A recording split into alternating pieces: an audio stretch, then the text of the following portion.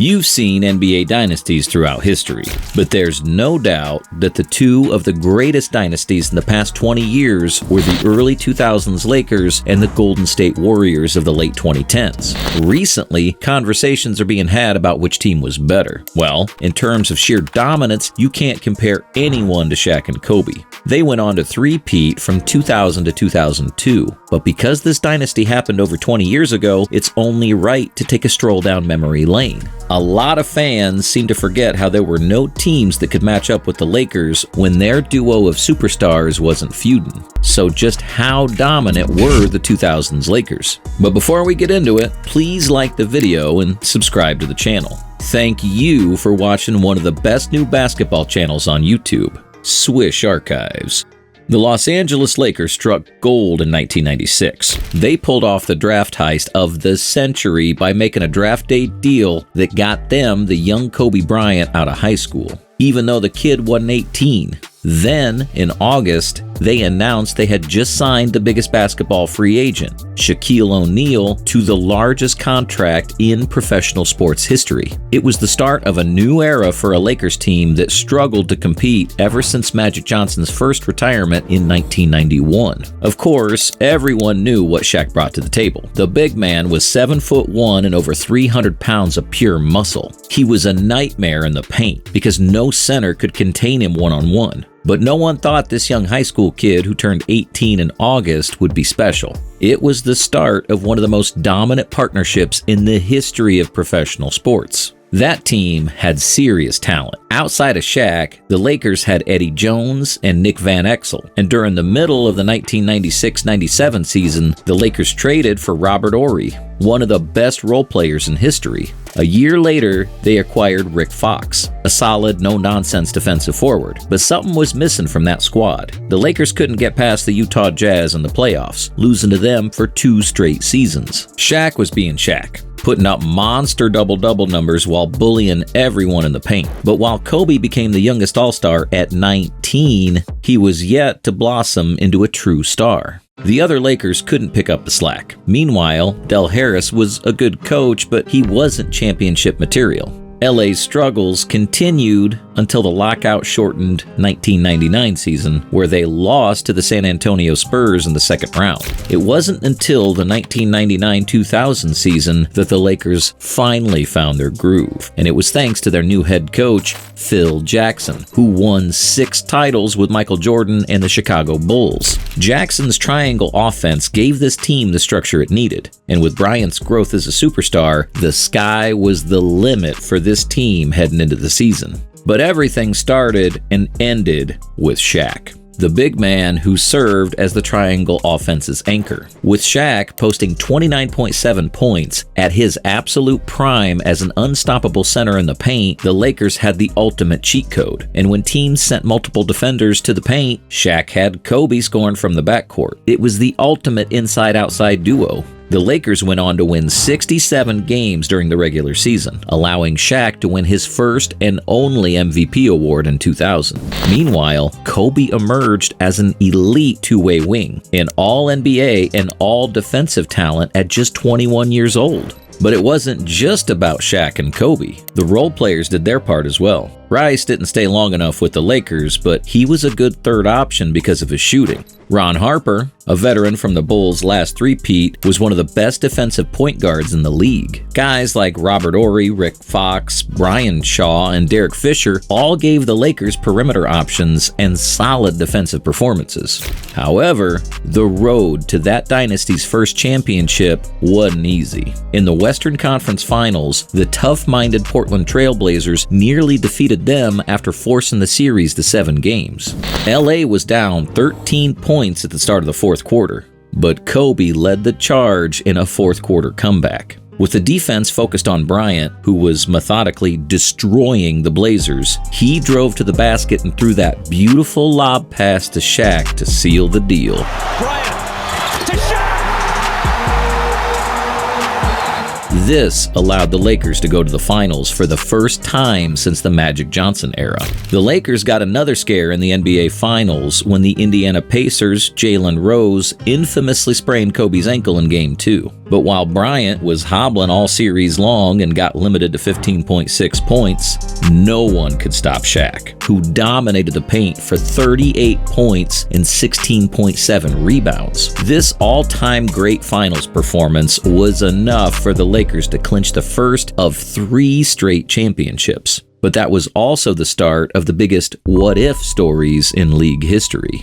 There were already tensions within the team before that win over the Pacers in the 2000 finals. Shaq was reportedly jealous of Kobe's jersey sales in 1998 when people were claiming that he was the second coming of Michael Jordan. Then, during the first championship season, there were moments when Shaq openly believed that Bryant was playing a bit too selfishly, taking bad shots instead of moving the ball around. Meanwhile, the coaching staff was already having trouble managing their egos. Jackson believed that the only way the players could coexist was with the triangle offense, which allowed both players to have almost the same amount of offensive opportunities. But the constant back and forth between them became a common theme in that dynasty. Shaq may have partied and celebrated too much during the 2000 offseason. He came into training camp out of shape, angering Kobe, who always made it a point to work harder than everyone else. But Kobe's hard work paid off when he led the league in scoring during the 2001 season. But the Lakers weren't exactly at their best, prompting Shaq to openly say they were better last season when the offense went through him instead of Kobe. Phil Jackson openly called the two players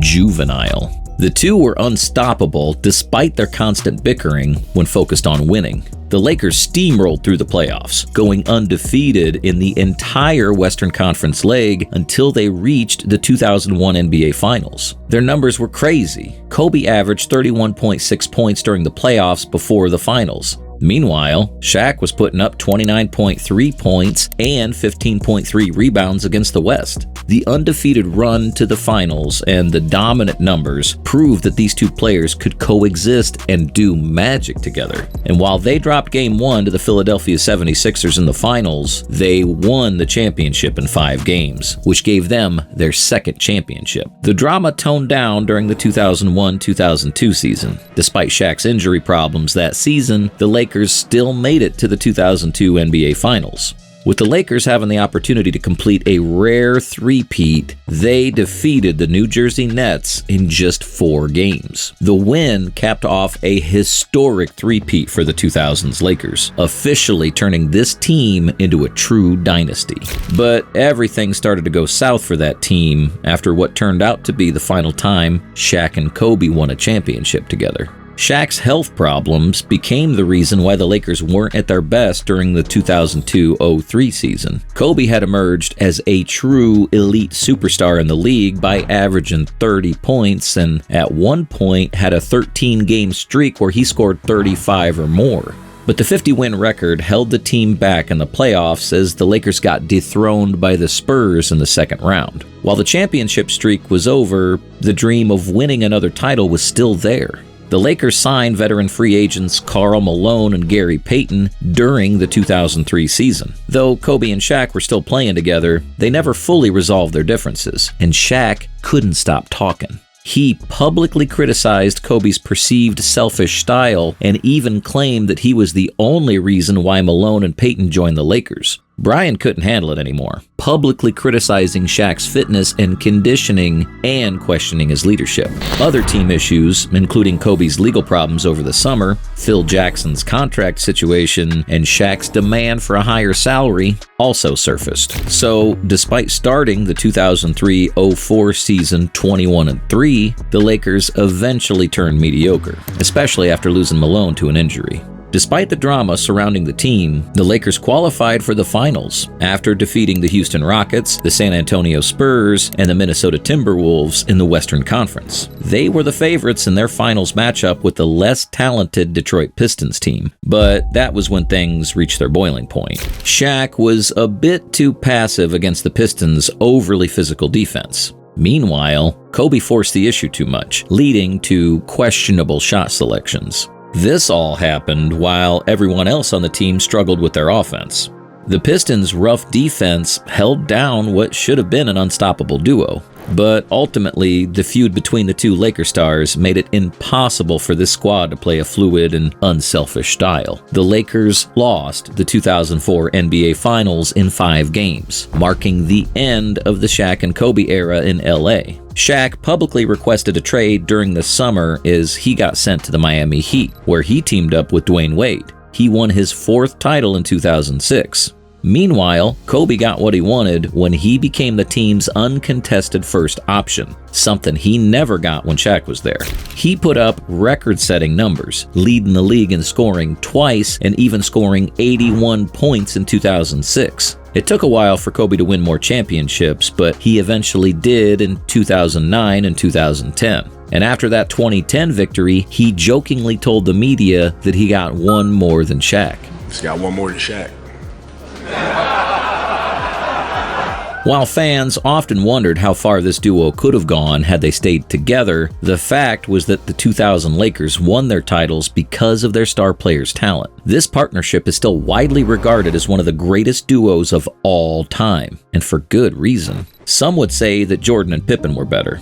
Others would claim that Curry and KD were more talented. But at the end of the day, no one could have stopped Shaq and Kobe as long as they were willing to set things aside and focus on winning. No one in history could guard Shaq one-on-one inside the paint. The same could also be said about Bryant because he can break down any defender on the perimeter. Everyone on that team, other than Shaq, could hit a jump shot to space the floor. The role players also knew their limits, ensuring they didn't take bad shots or do more than what was asked of them. They simply knew how to play off their superstars. Unfortunately, their pride contributed to the team's downfall. Shaq didn't want the younger Kobe to have his way as the team's future best player. Meanwhile, Kobe wanted to make the Lakers his own team while Shaq still put up monster numbers, and it eventually led to one of the biggest meltdowns in league history. But the fact that both players won more championships after going their separate ways proves they could have won more titles together. Shaq openly ceded the reins of the Miami Heat offense to Dwayne Wade, something his pride never allowed him to do with the Lakers. Meanwhile, Kobe eventually learned how to play team basketball while playing with Paul Gasol, Andrew Bynum, and Lamar Odom, something he was too young and stubborn to do earlier in his career. We can always imagine dream scenarios of how these two guys would have ruled the rest of the 2000s had they stayed together in LA. The biggest threat to a healthy Shaq and Kobe was themselves, and that's it. So, what do you think? Do you think the 2000s Lakers were a better team than the 2018 Warriors? How many championships do you think they could have won if they stayed together without the drama? Let us know in the comments. If you enjoyed this video, please hit that like button and subscribe to the channel if you haven't already. And don't forget to check out the link in the description for fresh NBA gear at Mitchell & Ness. Thanks for watching, and we'll see you in the next one.